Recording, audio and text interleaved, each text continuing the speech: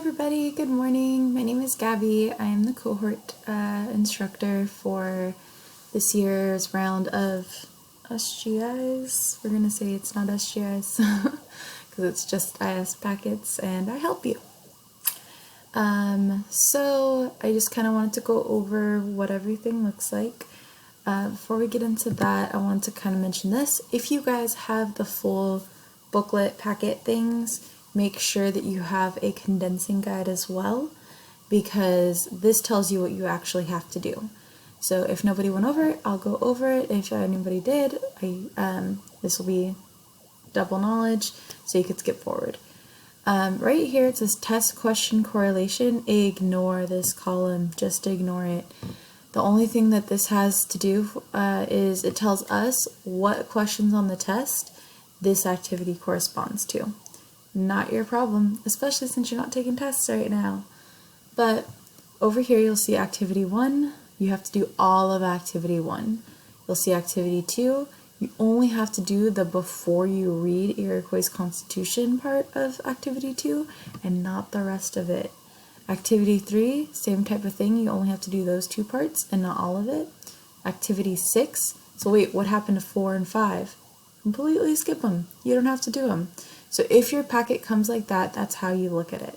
And your condensing guide has all of those there. That's how you look at and read your condensing guide. Now I want to go into what your actual packet looks like. So if your teacher was awesome and printed you out this packet, there's some benefits to it and there's some downsides to it. Number 1, it has this study guide. Ignore the study guide right now because the study guide's more for, it will help you with the review that they created, but it's more for a test that you're not going to have to take during this time. But that's the study guide. If you go down here, you'll see your whiteboard. So this is what your whiteboard looks like. You'll see on your whiteboard all of the most important things that you will be tested on. The first thing is this performance task, the next thing is this performance task, and the last thing is this test. Remember, you don't have to take the test, it's going to be review instead. We'll print out a different whiteboard when it comes to grading.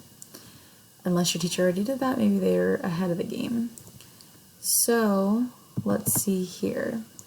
Because if you scroll down, in this packet, the performance tasks are all at the end, which is kind of beneficial and kind of difficult because they don't fit into where they fit into normally. So for activity 18, this is performance task 1. For performance task 1, let's look at the directions. We're going to be evaluating a political speech from the internet, right? You have gained a lot of knowledge about persuasive speeches in this unit. Now it's your chance to do this. So I found some websites that work. These websites definitely work too. You want to read the political speech from the internet and then try to listen to it. I don't know about you guys, I understand things way better when I listen instead of just read. And then you have to complete this evaluation form and graphic organizer. Not all techniques will be used in the speeches. So let's look at American rhetoric.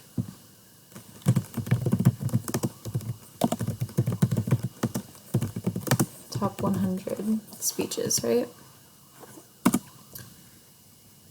Okay, so let's look at I Have a Dream because that's my favorite. If you choose this one, I will not count it because I'm already going over it. I'm giving it to you as kind of an example. Don't choose I Have a Dream. So let's look at it. Speaker and date. So if we look here, speaker and date. Who's our speaker? Where's our date? Okay, there we go. So I can fill that out. That's the wrong page. Title of speech, I Have a Dream. Internet web address, I'm just going to copy and paste what's in the bar. So the bar, right? That address bar there. That's what I would do. Intended audience. Who is he trying to reach in this piece? Martin Luther King. When I'm reading this speech or listening to this speech, who is he trying to reach? He's trying to reach everybody in the United States of America, predominantly though, those who are racist. right? Those who believe in segregation. He's not really trying to convince the people he already knows believes in desegregation. He's trying to convince those who do. Is the audience friendly or hostile? If they believe in segregation and he's against it, they're hostile, right? They don't like it, they hate him, they hate his message, they don't want to listen. Purpose of the speech. Why did he write it? What was he trying to do? What was he trying to accomplish? My purpose of the speech would probably be to get people to treat each other equally, right? Desegregation. The speaker's political assumptions and beliefs. So I'd have to read through it a little bit more to point out specific ones, but sadly crippled by manacles of segregation, right? So he's creating this metaphor. There's not actual manacles that say segregation, right? It's just a metaphor. So believing manacles are bad, that's an assumption, right? A bad check, it's an assumption that people don't like bad checks, right? And there's that. Logical, emotional, and ethical appeals. I do have a video about rhetoric. This can help you with that one. But remember, logical, facts, numbers, statistics. Emotional, pulling the heartstrings, making you sad. Ethical, credibility, trustworthiness, that kind of stuff. So in here, he talks a lot about his children. Anytime children are mentioned, it's usually emotional. Children are always used to pull our heartstrings. Seeing pursuit of happiness. There's an emotion. He's trying to get at your emotions, right? There's one part in here where he but 100 years later, that's a number. That's logic, right? Ethics, if he mentioned that he was a preacher or anything like that, he calls on the legitimacy of God, and therefore he boosts himself with that credibility. Let's see. Also, 5 or more loaded words. Loaded words are words that make you feel something. Okay? So, I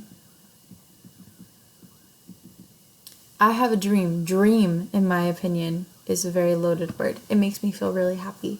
If somebody talks about my dreams, I'm excited, right? God, that's a loaded word. It's one of those words that you have to kind of think about using before you use it more. So if I say you're making me feel like a prisoner in this relationship, right? Prisoner is a very loaded word. I have to really mean it. Or racist, right? Another loaded word. I have to really mean it in order to say it. Restatement, saying the same thing but differently. So, I need money. I need a job.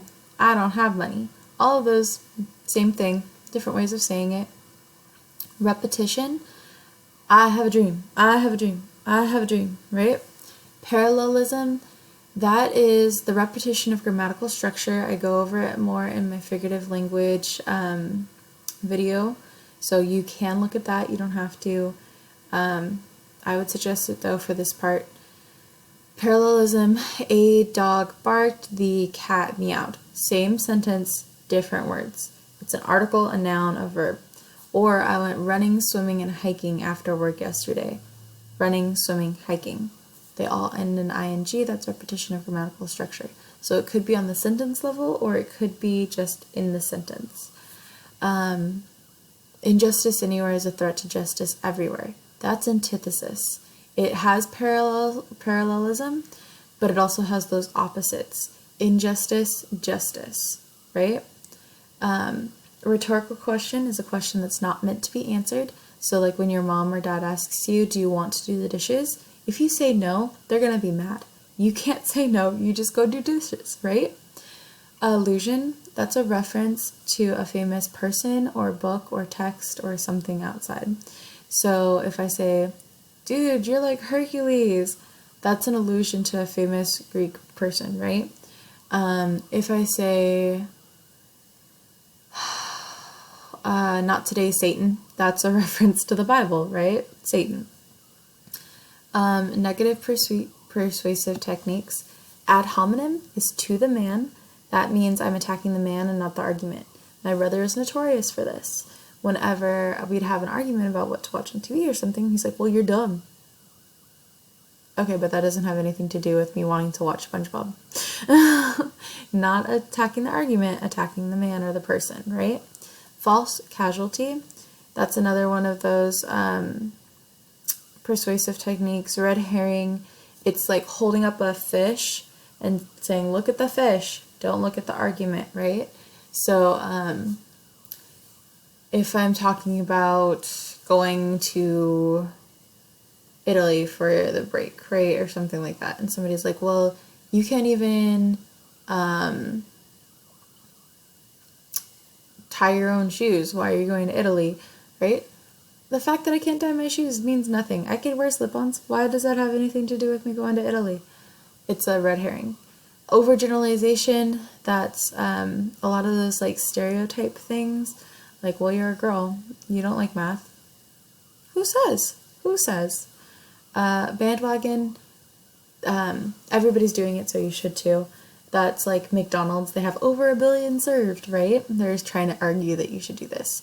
This is the logical fallacy section of my notes, so again, if you feel like I'm going too fast, look there.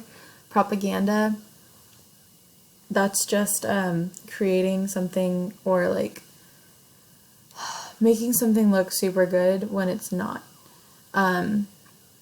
So if you look here, you'll see how we grade it and everything. You want to try to fill out as much of this as possible. The more you fill out and the more you fill out correctly, the more points you get. If you want me to look it over just to double check it, you totally can. I can do that. If you're just unsure about a couple things, highlight those things. Send it to me. Send me a picture. But this is out of 20 points. Okay? So that means out of 20 points, let me get my calculator here. I believe it's 16. Let's see. 20 times 14. So that means you have to get at least 14 in order to be passing. Any questions? Remember to call me, text me, email me, let me know that you're struggling, okay? Look to the next video to look over the next performance task.